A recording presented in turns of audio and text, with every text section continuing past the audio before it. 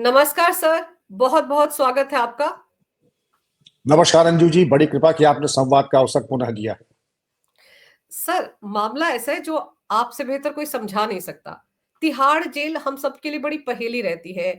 VIP culture, पिछले दिनों आपने देखा था वहाँ अंदर ही गैंग वॉर हो गया, एक को मार दिया गया, इस तरह की हरकतें बहुत होती है तिहाड़ जेल में। अब जो तिहाड़ जेल में 35 साल तक जेलर रहे हैं, उनकी एक किताब भी आई है, उस पर सीरीज भी बनी है। उन्होंने बड़े सारे खुलासे किए हैं सर। क्या सच में जेलों के अंदर सर भ्रष्टाचार या जिसे कहा जा सकता है कि अनैतिक काम लगातार होते हैं, कोई उसे रोक नहीं पाता? अंजू जी, आपने यक्ष प्रश्न प्रस्तुत किया है और इसके बारे में अगर हम आपको एक छोटी सी एक दावत हुई थी वर्षों पहले, तो वहां पर बड़े बड़े पूंजीपति थे, बिल्डर्स थे, व्यापारी थे, राजनेता थे।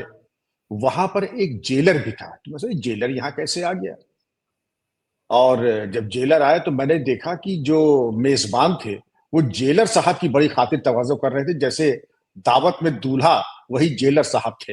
अरे भाई, जेलर साहब को तुमने दिया, जेलर साहब को रसगुल्ला दिया। राजनेताओं को, बिल्डरों को, औरों को देंगे एक एक रसगुल्ला, तो जेलर साहब को दो रसगुल्ला। और एक आदमी जेलर साहब के दाएं और एक आदमी जेलर साहब के बाएं, और जेलर साहब की थाली से कचौड़ी खत्म नहीं कि दो कचौड़ी और डाल दे। तो मैं समझ नहीं पाया आखिर जेलर साहब का ये सुपर वीआईपी ट्रीटमेंट हो क्यों रहा है। बाद में मैंने मेजबान से पूछा कि ये बताओ भाई, ये जेलर साहब को तुमने, ये तो बहुत ही जूनियर अफसर है, तुमने एक तो बुला करके एक प्रश्न चिन्ह खड़ा किया कि इनको बुलाने की जरूरत क्या थी इतने वरिष्ठ लोगों के बीच में, और जब तुमने बुलाया भी है, दिखा तुम ये रहे जैसे दूल्हा पार्टी का वही है जेलर। उनका सर आप नहीं समझेंगे, हम लोगों का एक पैर जेल में रहता है, एक पैर बाहर होता है। आप लोग तो जब मदद करोगे कि नहीं करोगे वो तो अपने में ही बहुत बड़ा प्रश्न चिन्ह है, लेकिन जब जेल के अंदर हमारी बिरादरी के लोग, मतलब बिरादरी के मतलब वही लोग जब जाते हैं, तो जेलर साहब ही हमारे लिए जो है आशा की किरण है, क्षितिज में इंद्रधनुष है, और काले बादल हैं जिससे कि आकाश से हम वृष्टि की उम्मीद कर सकते हैं। तो इसीलिए हम लोगों का विशेष विशेष एक उत्साह था जेलर साहब की सेवा करने में, जिससे कि वो हमेशा प्रसन्न रहें और कभी अगर मौका आए तो हमारी जो है आग्रह अनुनय विनय को अस्वीकार न करें। तो ये तो हुई एक छोटी सी बात कि जेलर का क्या महत्व है सोसाइटी में। अब जेलर की हम बात आते हैं कि जेल, छोटे मोटे अपराध होते हैं वो जेल के बाहर होते हैं। जेल चलता फिरता संगठित अपराध का एक अड्डा है, और वो चाहे तिहाड़ जेल हो जिसका नाम आपने लिया, या कहीं उत्तर प्रदेश की जेल हो, ये संगठित अपराध के चलते फिरते ये अड्डे और दुकानें हैं। शुरू करते हैं उत्तर प्रदेश से। अतीक अहमद, मुख्तार अंसारी, अमरमणि त्रिपाठी, आपने नाम सुना होगा। इनकी अदालतें चलती थी जेल के अंदर, इनकी इजलासें चलती थी। वो सारी 5 सितारा सुविधाएं जो कि इनको घर में मिलती थी, वो सब इनको जेलों में मिलती थी। मुख्तार अंसारी के बारे में तो यहां तक था कि एक तालाब खोदा गया जिसमें मछली पाली गई, जिससे कि जब कभी भाई को मछली खाने की तलब हो तो ताजी मछली बिल्कुल तालाब से पकड़ करके लाई जाए और भाई को पेश की जाए। बैडमिंटन कोर्ट बनाया गया। बैडमिंटन कोर्ट बनाना कोई ऐसी बड़ी बात नहीं थी, लेकिन बैडमिंटन खेलने भाई के साथ कौन जाते थे? गाजीपुर के कलेक्टर साहब बहादुर, वो जाते थे मुख्तार अंसारी के साथ बैडमिंटन खेलते थे।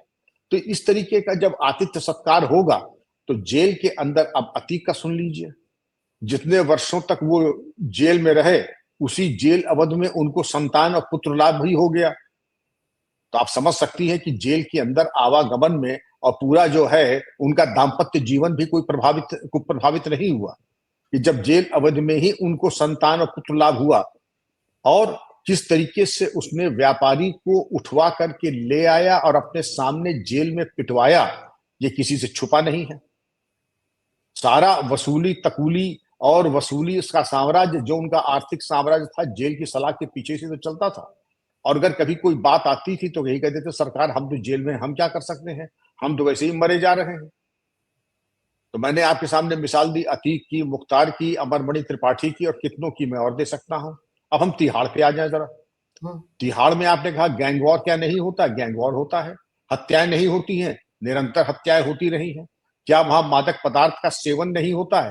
पूरा मादक पदार्थ का सेवन, साम्राज्य और क्रय विक्रय और भुगतान आदि होता है।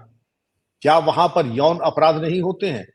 मान के चलिए कि इतने यौन अपराध वहां तिहाड़ में होते हैं तो उतना तो कदाचित कहीं और नहीं होते होंगे। और वहां पर भी एक वर्ण व्यवस्था, कास्ट सिस्टम है। जैसे जो हत्या के आरोपी है उनका वर्ग अलग है, सबसे ऊंचा वर्ग उनका है। फिर जो जेब कट और राह कट और इस तरीके के लोग हैं उनका वर्ण सबसे नीचे आता है।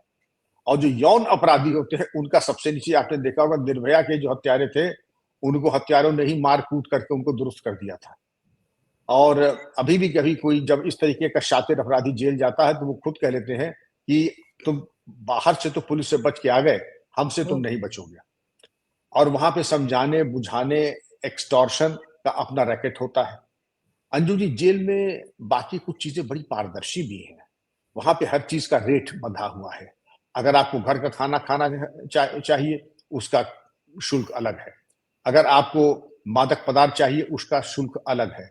अगर आपको मदिरा आदि चाहिए तो उसका शुल्क अलग है। मतलब हर चीज की रेट लिस्ट मौजूद है। और मिलाई का भी है, अवांछित मिलाई और नॉन शेड्यूल्ड मिलाई जो है उसका भी रेट अलग है। तो हर चीज की एक रेट लिस्ट बनी हुई है। और लोग कहते हैं कि एक एवरेज अगर आप लाइफ चाहते हैं, एवरेज मतलब जेल का खाना ही मिलेगा, आपको कोई मारे कूटेगा नहीं, तो उसके लिए कदाचित खर्चा आता है 10,000 रुपए रोज। कि कोई मारेगा कूटेगा नहीं, मिलेगा वही जेल का खाना। लेकिन जरा सा भी आप उसको जैसे अपग्रेड करते हैं, तो जैसे पिज्जा अपग्रेड करते हैं, एक्स्ट्रा चीज, extra tomatoes, extra olive, extra sauce, तो उसके हर चीज के रेट बढ़ते चले जाते हैं। अंततोगत्वा जो बेसिक पिज्जा बेस होता है वो 10,000 रुपए रोज का है। और उसके ऊपर जैसी आपकी भाव है, जैसी आपकी आकांक्षाएं हैं। और जेल से ज्यादा भ्रष्ट तंत्र कोई होगा नहीं। अब आपने कहा भाई इतनी बातें आती हैं तो जेल में कोई सुधार हुआ? संगठित अपराध को काटने के लिए दृढ़ इच्छा शक्ति चाहिए। और वहां पर जो कोई दोषी पाया जाए तो अंजू जी 4 कार्रवाई हम लोगों ने की है। जो दोषी जेल अधिकारी कर्मचारी होते हैं उनके विरुद्ध रासुका के अंतर्गत और अनुच्छेद 311 के अंतर्गत डिसमिसल ऑफ सर्विस, डिसमिसल भी होगा, एनएसए में भी जेल जाएंगे, गैंगस्टर एक्ट भी लगेगा जिसमें चल अचल संपत्ति अटैच हो जाएगी। और जेल तो जिस जेल में आप सुपरिंटेंडेंट या जेलर थे उसी जेल में आप शोभा बढ़ाएंगे सलाख के पीछे। अगर इतना करने को आप तैयार हैं तो जेल में सुधार होगा। तिहाड़ में इतने बड़े बड़े कांड हो गए, क्या ऐसा कुछ आपको कभी सुना या देखा? आपको दिखाई ये पड़ता है कि आपने सुकेश चंद्रशेखर को पूरा लाभ दिया, सिने तारिकाओं को आने दिया। हम आपको हम आपको केवल निलंबित कर देते हैं। बड़ी से बड़ा कांड हो जाए, निलंबन के अलावा कोई दंड नहीं। और निलंबन क्या चीज है? 14 दिन बाद, 1 महीने बाद, 2 महीने बाद फिर बहाल हो जा और उससे अच्छी तैनाती मिल जाएगी। दिखाई ये पड़ रहा है कि सुनील गुप्ता एक बड़े अच्छे जेलर बताए जाते हैं, जेल अधिकारी बताए जाते हैं, अवकाश प्राप्त हैं। कई उनके यूट्यूब पे आए भी हैं। सुना है कि नेटफ्लिक्स पे भी आया। उन्होंने अपनी एक किताब भी लिखी है, ब्लैक वारंट, बड़ी लोकप्रिय है। बताया ये जाता है कि सुनील गुप्ता जी ने तिहाड़ का पूरा कच्चा चिट्ठा महानिदेशक जो कि आईपीएस अफसर होते हैं उनको, जेल मंत्री को भी, जेल मंत्री के अतिरिक्त जो भी वरिष्ठतम हो सकते हैं, अब जेल मंत्री से ऊपर तो कोई है नहीं, अब सुपरिंटेंडेंट जेल हो या डीजी जेल्स हो, अब इससे ऊपर तो कोई है नहीं।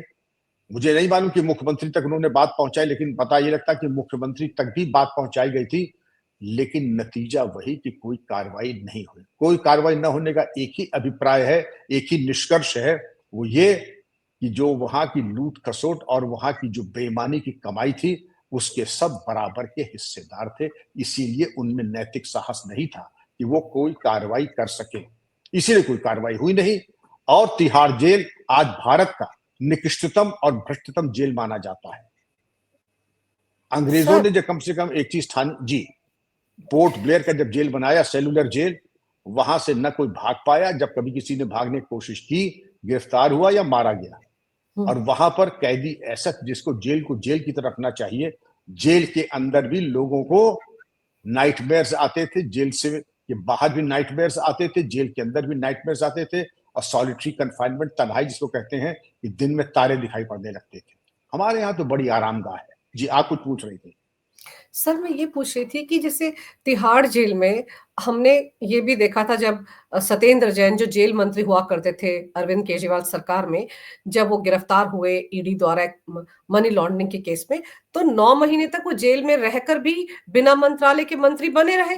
तो उनके वो वीडियो जब बाहर आए थे, कहीं वो मसाज करवा रहे थे, कहीं कोई फुट मसाज कर रहा था, कोई उनके सिर की मसाज कर रहा था, घर का खाना मिल रहा था, पत्नी कभी भी उनसे मिलने के लिए आ रही थी, वो सारे वीडियो वायरल हुए थे। तो ये तो वो पार्टी थी जिसके मुखिया अरविंद केजरीवाल कहते थे कि हम वीवीआईपी कल्चर तिहाड़ जेल से या जितनी भी जेलें दिल्ली में वहां से खत्म कर देंगे। लेकिन उसका नतीजा क्या हुआ सर? वहां तो और ज्यादा हुआ, क्योंकि सुनील गुप्ता ही बता रहे हैं कि उनके राजकाज में बहुत सारे वीवीआईपी आए जिनसे मिलने के लिए ना जाने कौन कौन जेल में आता था। अंजू जी, जो बेशर्मी और बेहयाई सत्येंद्र जैन ने, मनीष सिसोदिया और केजरीवाल ने अपने भी बेशर्मी और बेहयाई के सारे रिकॉर्ड तिहाड़ में तोड़ दिए। तिहाड़ तो गए और तिहाड़ में जाकर के ऐसी ठसक दिखाई जैसे कि मैं भगत सिंह। आपको याद होगा कि अपने को भगत सिंह समझते थे। भगत सिंह कोई इस तरीके के घटिया रूपों में थोड़े ही नजरबंद हुए थे। वो देश प्रेम के लिए जेल गए थे। एक आतताई सरकार ने उनको जेल भेजा था। भ्रष्टाचार में भगत सिंह जी जेल नहीं गए थे। आपने भगत सिंह के नाम को धूमिल करने की कोशिश की। वो तो वही है, आसमान पे थूकने के बराबर, लेकिन आपकी थूक आपके मुंह पर ही आकर के गिर गई। तो केजरीवाल ने, मनीष सिसोदिया ने, सत्येंद्र जैन ने तो जो किया सो किया, लेकिन उन्होंने भी करके दिखा दिया कि वीआईपी उनसे बड़ा कोई है नहीं। न वो आम है, न आदमी है, न पार्टी है। ये जो एक मिसनोमर है ना कि आम आदमी पार्टी, न आम है, न आदमी है, न पार्टी है, ये क्या है? ऊद बिलाव है, ये क्या है? ये तो भगवान ही जानता है। लेकिन इन्होंने ही अपने भ्रष्टाचार के सारे कीर्तिमान खुद तोड़ दिए तिहाड़ में जाके। सत्येंद्र जैन ने मसाज कराना, सारी सुविधाएं लेना और बेशर्मी के साथ वहां पे जाकर के मंत्रालय का सारा कार्य करते रहना। केजरीवाल ने भी यही प्रयास किया था। और इसके बाद ये मनीष सिसोदिया भी, अरे साहब, इतने बड़े शिक्षाविद को आपने जेल भेज दिया। अब शिक्षाविद कितने बड़े थे इसकी कड़ी तो खुल ही गई जब नई सरकार आई है रेखा गुप्ता की। आपके सामने है कितने बड़े शिक्षाविद थे, कितने कितने घोटाले इन लोगों ने किए हैं। वो तो कभी नाई नाई कितने वाला मालूम पड़ जाएगा। लेकिन इन लोगों के दोहरे मापदंड और दूसरे के लिए सारा जो है उपदेश, पर उपदेश कुशल बहुतेरे, इनसे ज्यादा पर इनसे किसी बोले जमुना में इतना प्रदूषण। वो तो चूंकि ये पार्टी थी, पार्टी का नाम मैंने, चूंकि ये पार्टी चाहती, इसलिए इस पार्टी की वजह से जमुना में ये सब पराली जल रही जिसकी वजह से वातावरण में बड़ा पोल्यूशन है। वो तो साहब ये पार्टी, यानी आप जो है बिल्कुल निर्दोष, पूरी तरीके से निष्कलंक, पूरी तरीके से निष्पाप, आप बिल्कुल आसमान से उतरे हुए फरिश्ते हैं। आप बिल्कुल बेदाग हैं। बाकी सब जो है जिनकी तरफ आप उंगली उठा रहे हैं वो दागदार हैं और कालिक से पुते हुए हैं। तो ऐसे लोगों की जो दिमागी दिवालियापन नहीं, जो मानसिक, जिसको कहते हैं डिसऑनेस्टी, इंटेलेक्चुअल डिसऑनेस्टी से बिल्कुल पूरी तरीके से परिपूर्ण है, उनके बारे में अब क्या चर्चा की जाए। आप अगर इनके काले चिट्ठे अगर आप देखिएगा, अभी तो आगे आगे देखिए होता है क्या। आप आ जाइए सुकेश चंद्रशेखर, ये जो बहुत बड़ा नटवरलाल आया था। उसके पहले हम चले जाएं तिहाड़ में, चार्ल्स शोभराज आए थे। चार्ल्स शोभराज को भी इतना अवसर और इतनी सुविधाएं दे दी लोगों ने, और इतना ज्यादा उसने अपकृत्य तिहाड़ में किया, दुनिया तो स्तब्ध है देख करके।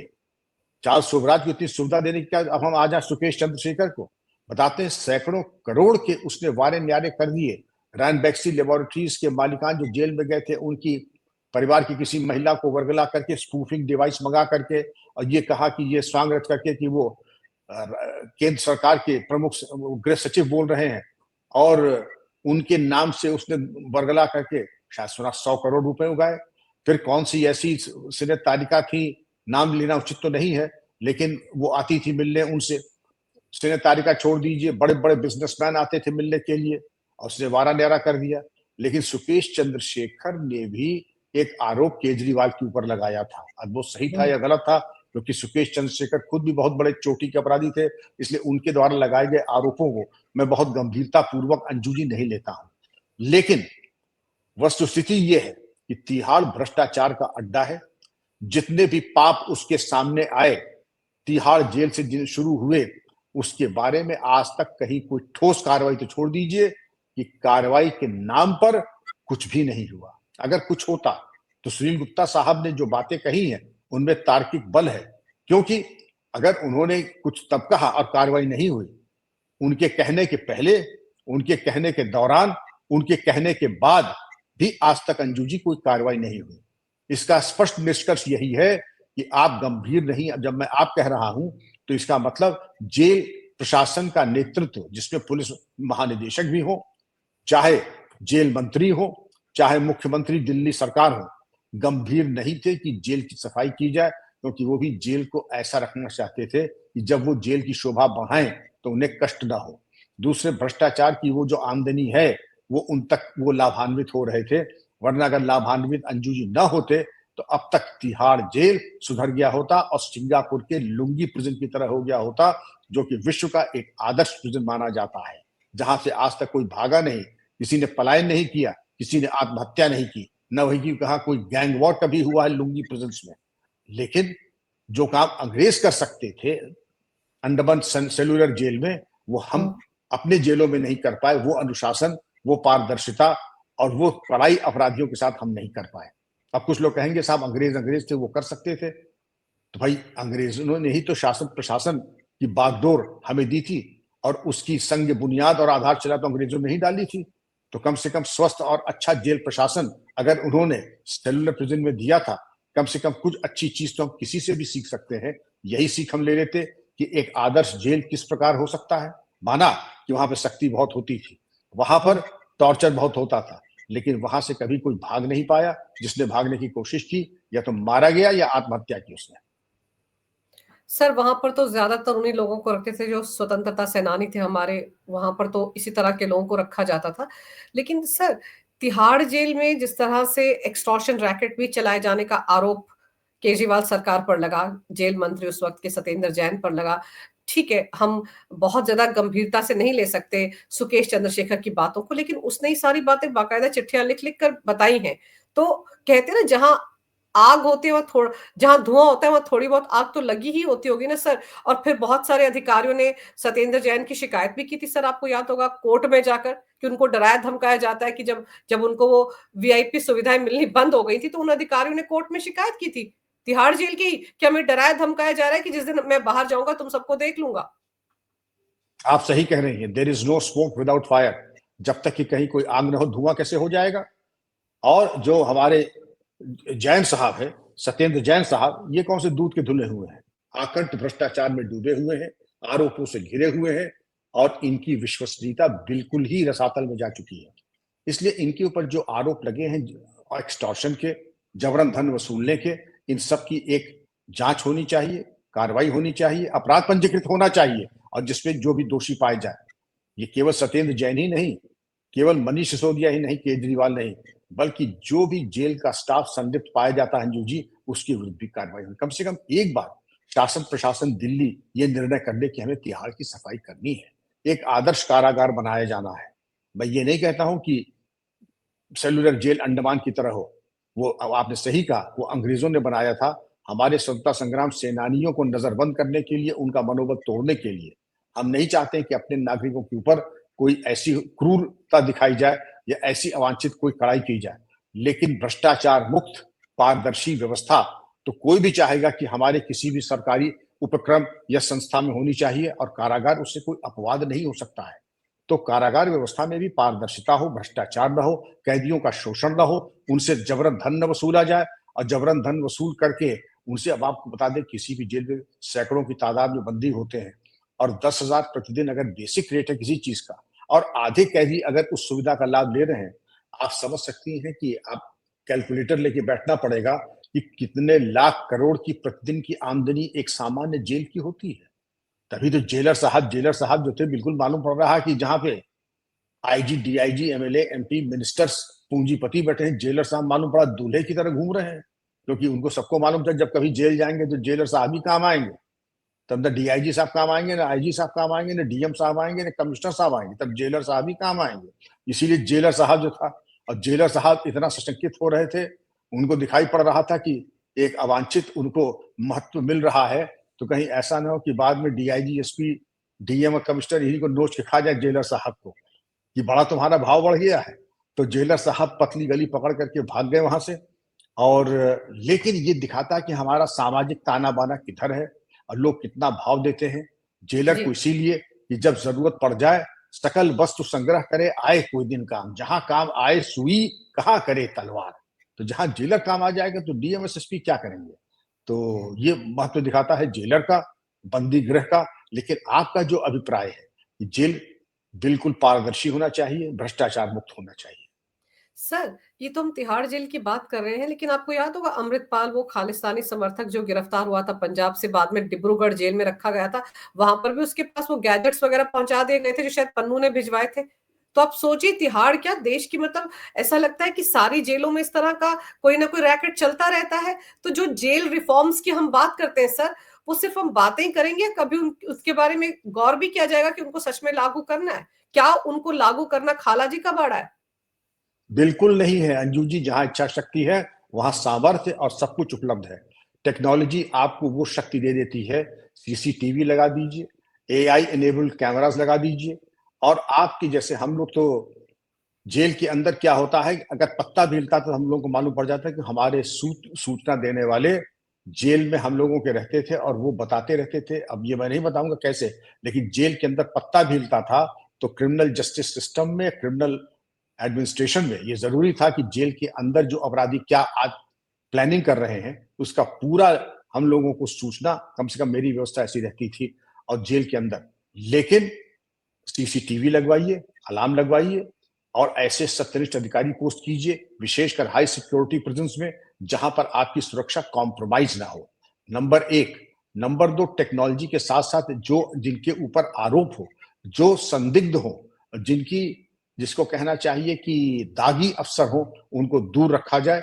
जिनकी सत्यनिष्ठा संदिग्ध हो उनको महत्वपूर्ण पदों से दूर रखा जाए, और वहां पर ऐसे ही अधिकारी रखे जाएं जिनकी की सत्यनिष्ठा की छवि उच्च कोटि की हो। तो आपका जेल सुधार बिल्कुल संभव है। इसके पहले भी आपने किया है।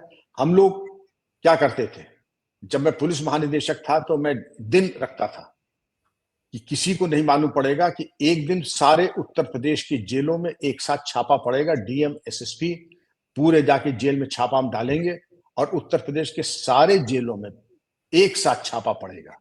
और छापे में देखा जाता था कि जेल कर्मी कितने संलिप्त हैं, अवांछित चीजें अंदर जा रही हैं, अवांछित गतिविधियां हो रही, अगर होती थी तो उस पर प्रभावी कार्रवाई, जिसमें डिसमिसल और जेल भेजे जाने की कार्रवाई भी होती थी। जी जी।